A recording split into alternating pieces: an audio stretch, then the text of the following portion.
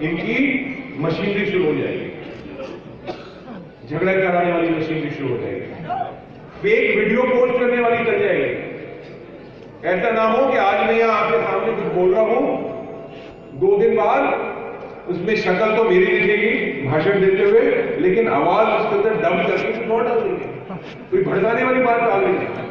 तो ये सारे काम होने वाले हैं।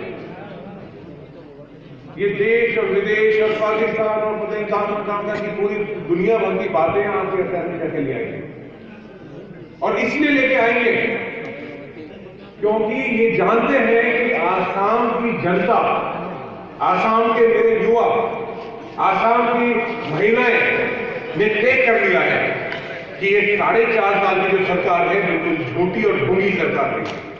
कहां है वो पेपर मिल जिसके लिए नरेंद्र मोदी को खुलवा रहा हूं, आपको वादा करके गया, खोलने की बात बहुत दूर की बात है। वो अभी भी बैठा बैठा पटानी जो कंपनियां हैं, नीरव मोदी जैसी कंपनियां हैं, उससे सौदा कर रहा होगा कि मैं इसके अंदर बेच के कितना कमीशन ले लूं। ये तो है आपकी पेपर मिल की बात, आपके सामने की बात है।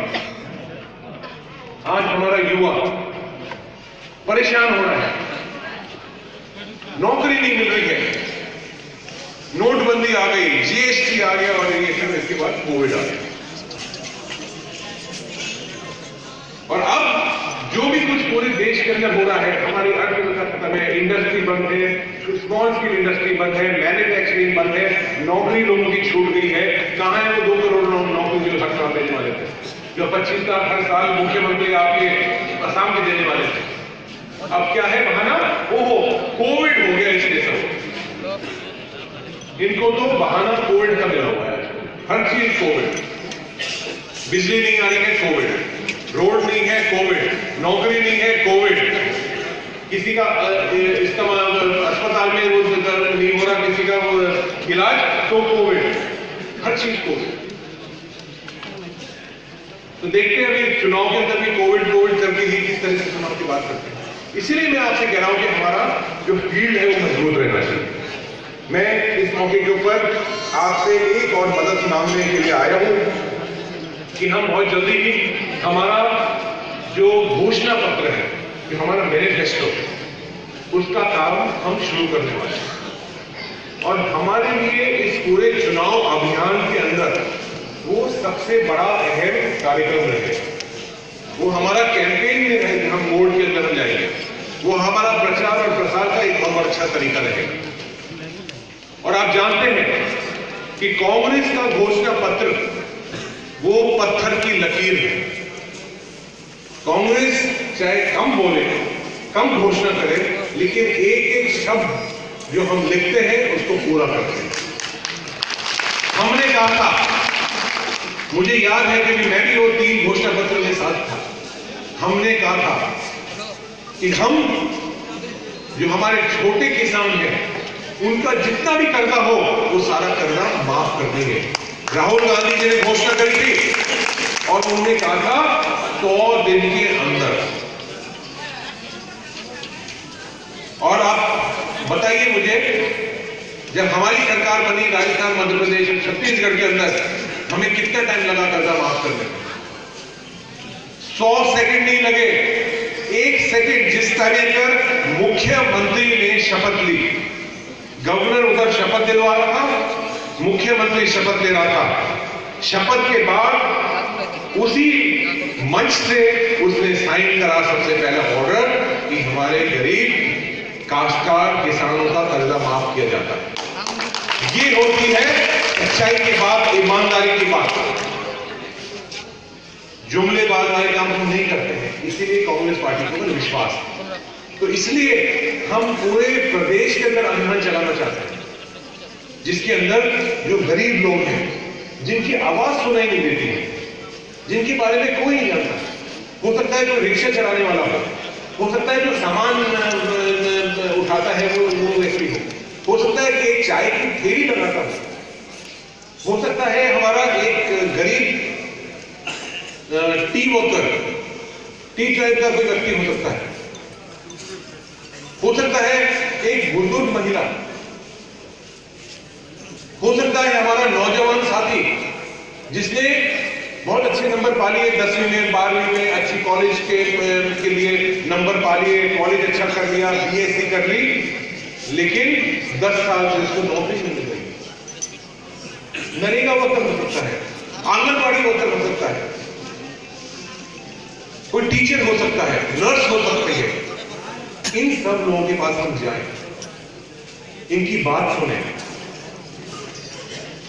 और बात हम जिला कांग्रेस कमेटी का दफ्तर राजीव भवन में नहीं सुनेंगे, हम उसके घर के अंदर जाएंगे। अध्यक्ष जी, आप सुन रहे हैं? मैं आपसे सबों से एक सवाल पूछना चाहता हूं। पेपर मिल के बारे में आप सब जानते हैं, है ना? कितने हजारों लोग उसमें काम करते थे। आपको ये भी मालूम होगा कि लगभग 70 लोग की डेथ हो चुकी है क्योंकि उनके पास खाने के लिए पैसा नहीं था, इलाज के लिए पैसा नहीं था। एक सवाल मैं पूछता हूं, हम कितने लोग उस परिवार जो जिन लोगों की नौकरी चली गई है पेपर मिल की, आज 5, 7, 10 साल से उनको तनख्वाह नहीं मिल रही है, उनके पुराने ड्यूज बाकी है, उनसे कोई मिलने गया है क्या? हमें उनकी पास जाना पड़ेगा।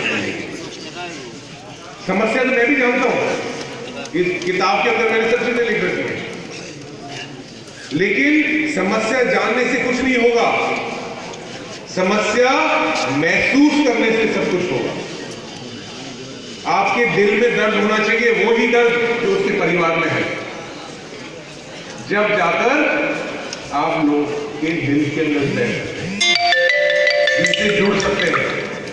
भाषण देने से, जितेंद्र सिंह के आने से, जिंदाबाद और पोस्टर बैनर लगाने से कुछ नहीं होने वाला है।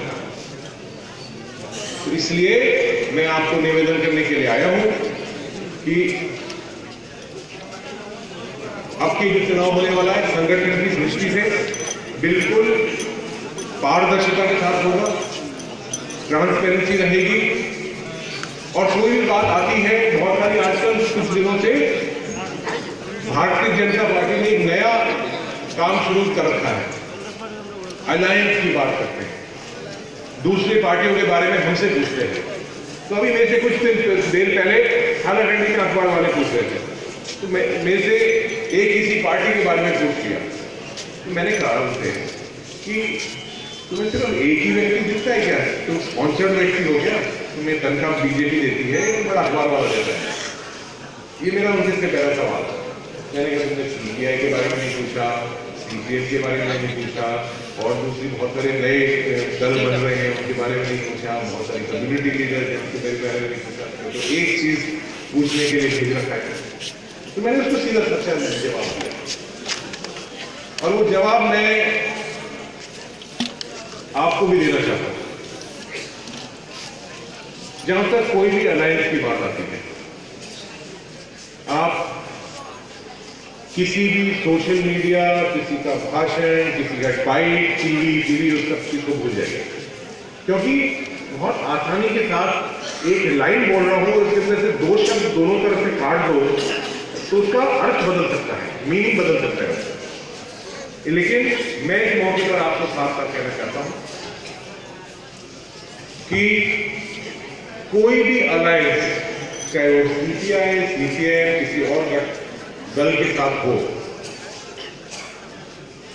वो अलायंस सिर्फ जब होने वाला है जब कांग्रेस का कार्यकर्ता, यानी आपसे बिना पूछे कांग्रेस के हित को देखते हुए ही कोई आगे फैसला हो, और वो फैसला अखिल भारतीय कांग्रेस कमेटी करने वाली है और कोई भी नहीं करने वाला। तो आपको लगता है कोई इधर उधर किसी ने छोटा सा कोई भाषण दे दिया, किसी ने कोई बोल दिया, तो उसके ऊपर आपको विश्वास करने की जरूरत है।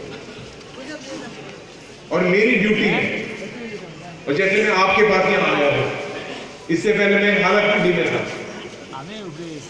कल मैं सिलचर में बात करूंगा, उसके बाद मैं कार्बिलॉन्ग जाऊंगा, उससे पहले मैं डिब्रूगढ़ से होता हुआ और बारपेटा गया हूं। तो मैंने वहां की जितनी भी पार्टी कार्यकर्ता है उनकी क्या भावना है उसको मैंने जाना है, और उसी भावना के बाद जो हमारा कार्यकर्ता कहेगा, जो हमारी रीढ़ की हड्डी है, वो ही फैसला हम करने वाले हैं। फैसला कोई दबाव में या किसी के कहने से, किसी के भाषण से नहीं होने वाला, कांग्रेस के हित में होगा। और मेरा मानना तो हरदम यह है कि कांग्रेस पार्टी अपने आप बहुत सक्षम है। बहुत सारे नेता आते हैं, बहुत सारे नेता चले जाते हैं, बड़े बड़े लोग, बड़े बड़े नाम आते हैं, चले जाते हैं,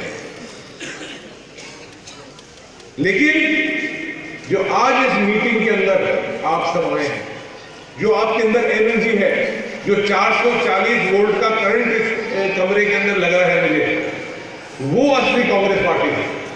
नेता तो आएंगे और चले जाएंगे, जिनको मंत्री बनाया, बड़ी बड़े पद दिए, वो सब आएंगे और चले जाएंगे, क्योंकि उनका आपसे कनेक्ट नहीं है।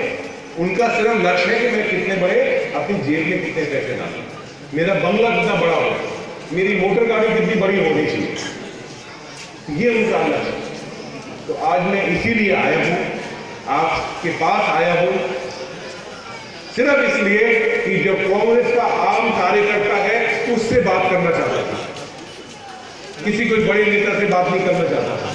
इसलिए आपके बीच में आया हूं। आपने मुझे जो प्रेम दिया है, मान दिया है, सम्मान दिया है, उसका मैं बहुत बहुत आपका आभारी हूं। आपके पास फिर हाजिर होंगे, आपके पास फिर मिलेंगे, आपकी भावनाओं के ऊपर आपका रिव्यू तैयार करने के लिए कि कितने अंदर बूथ के अंदर हमारा क्या क्या काम चल रहा है, कितने लोगों से आपकी मुलाकात हुई है। यही कहते हुए आप सब लोगों ने मेरी बात सुनी, उसके लिए मैं बहुत बहुत आपका आभारी हूँ। जय हिंद, जय भारत, नमस्कार और सलाम अलैकुम।